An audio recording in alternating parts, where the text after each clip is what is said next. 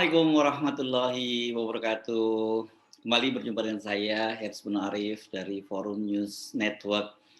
Dewan Pengawas Komisi Pemberantasan Korupsi (KPK) membatalkan sidang kode etik terhadap Wakil Ketua KPK Lili Pintauli Siregar yang semula akan digelar hari Senin ini.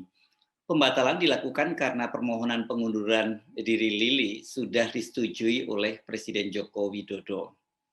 Ketua Dewan Pengawas KPK Tumpah Hatorangan Panggabean mengatakan surat pengunduran diri Lili diajukan sejak 30 Juni 2022. Lalu Presiden Jokowi menerbitkan surat keputusan Presiden nomor 7/P/2022 tertanggal 11 Juli.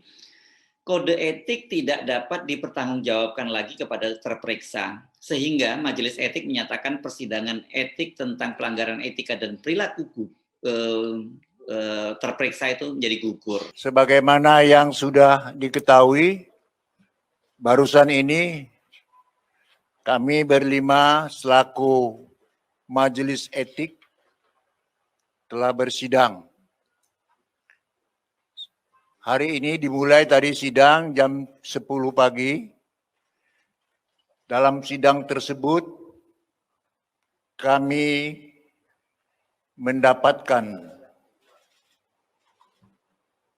dan informasi yang lengkap dari terperiksa, yaitu Ibu Lili sendiri, di mana beliau menyampaikan adanya surat pengunduran diri dari yang bersangkutan dan memang surat itu juga ada tembusannya kepada Dewan Pengawas. Dan juga beliau menyampaikan dan sekaligus membacakan juga di depan sidang jam 10 tadi pagi keputusan Presiden nomor 71/P/2022 tentang pemberhentian yang bersangkutan.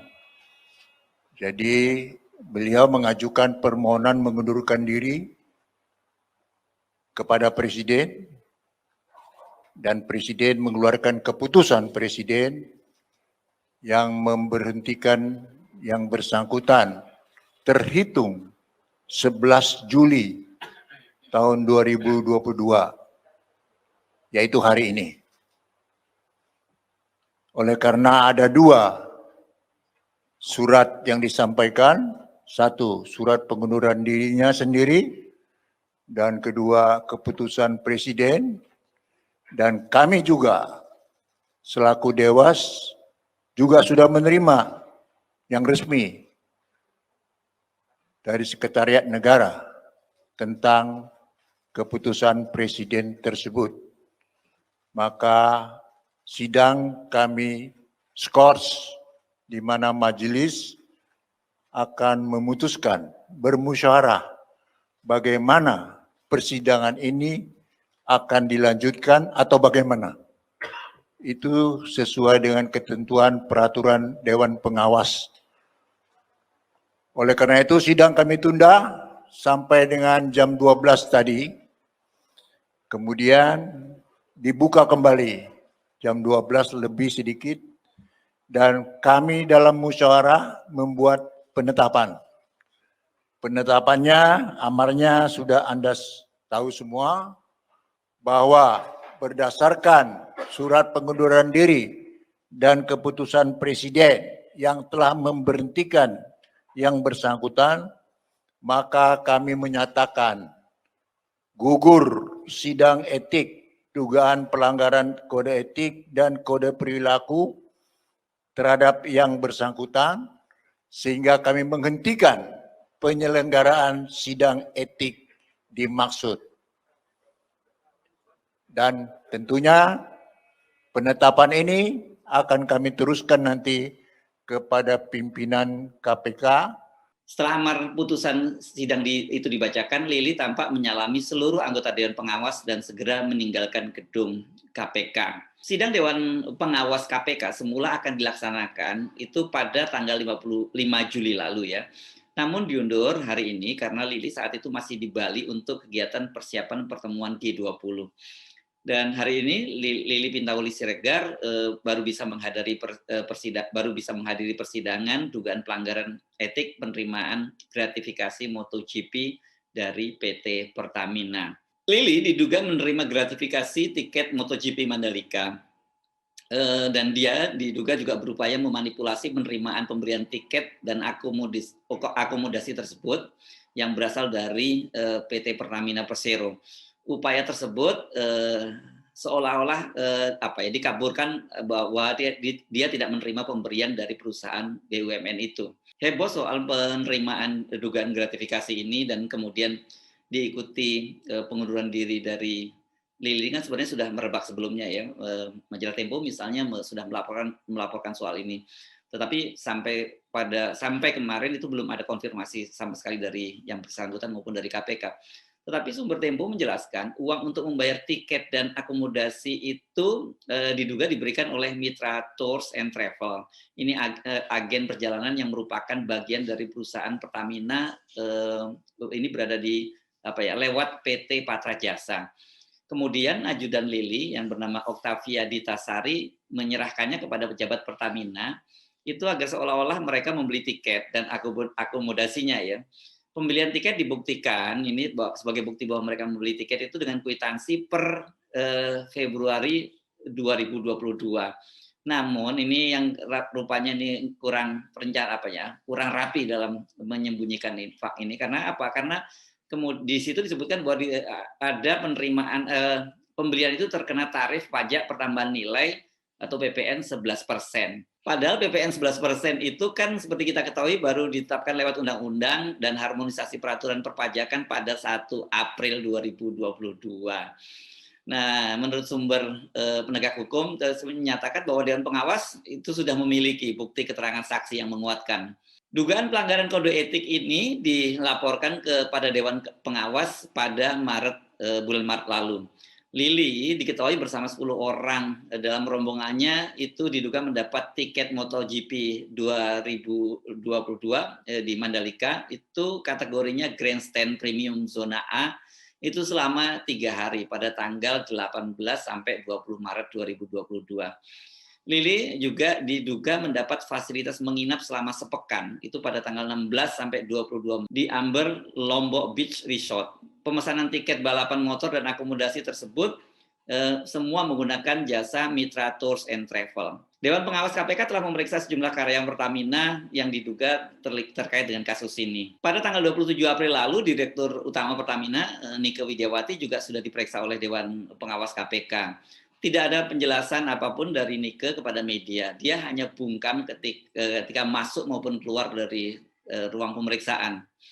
Nike sempat mangkir memenuhi panggilan Dewan Pengawas dan pada waktu itu anggota Dewan Pengawas KPK Samsudin Haris mewanti-wanti agar Nike bersifat kooperatif. Sebab menurut Samsudin Haris, Dewan Pengawas memerlukan klarifikasi di Rut Pertamina atas keterangan anak buahnya.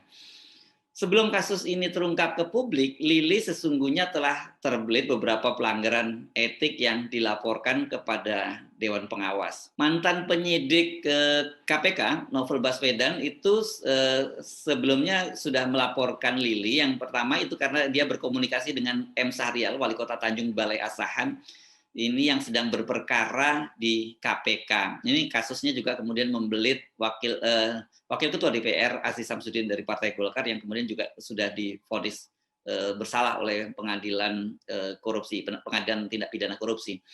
Lili diketahui berkomunikasi dengan Sahrial ini berkaitan dengan piutang yang belum dibayarkan oleh Pemkot Tanjung Balai kepada adik iparnya.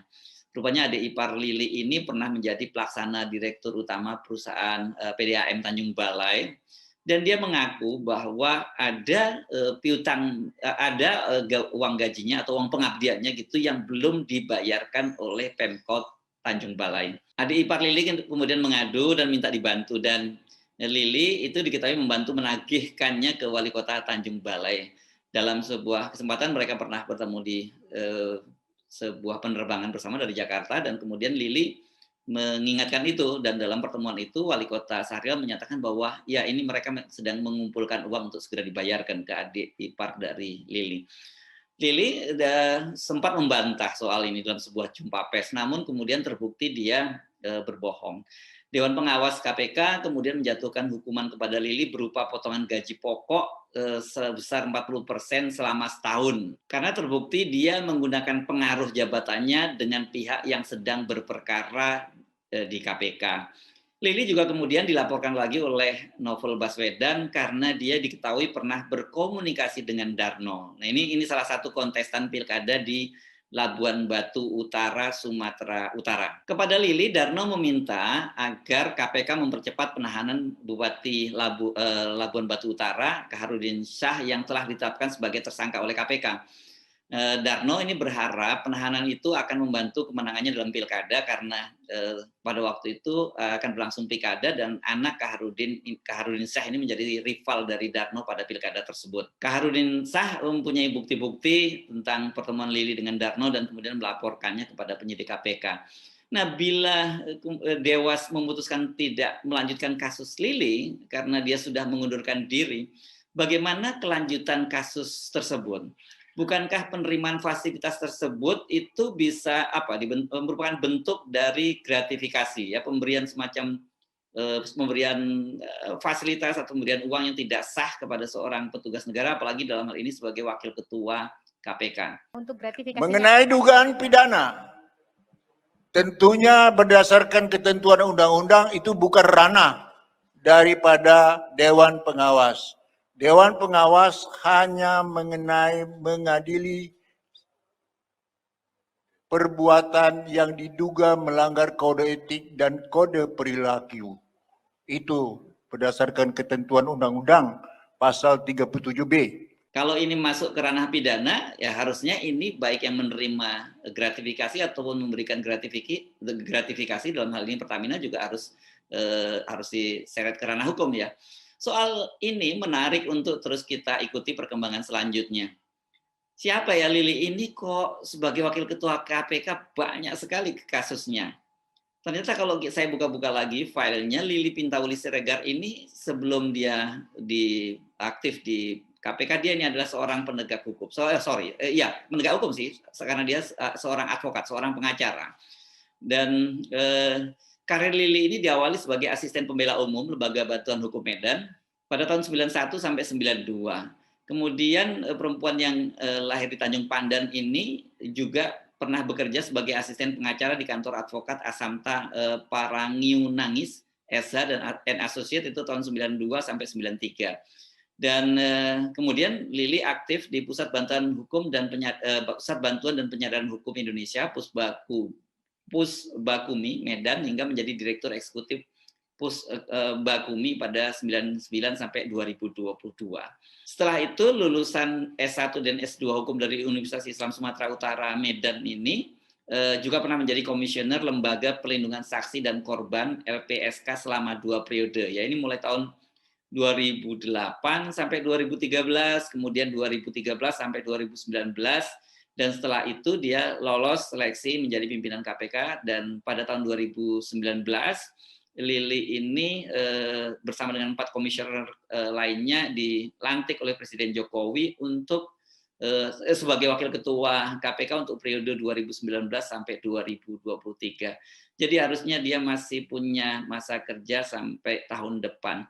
Tetapi dengan berbagai kasus yang membelitnya tadi, ya memang ini keputusan yang terbaik saya kira, ketimbang dia dipecat, makanya dia lebih baik mengundurkan diri. Tetapi seperti saya sampaikan tadi, kalau berkaitan dengan kasus gratifikasi, bukankah ini juga kasus pidana? Jadi harusnya tidak sama dengan soal sidang di Dewan Pengawas yang berkaitan dengan kode etik yang dinyatakan tidak bisa dilanjutkan karena dia sudah bukan lagi insan KPK. Tetapi kalau kasus gratifikasi tentu saja kasusnya masih bisa terus berlanjut. Bukan hanya Lili yang menerima, tapi yang memberi juga harus diusut. Saya Hersbun Arif dari Forum News Network. Sampai jumpa lagi. Wassalamualaikum warahmatullahi wabarakatuh.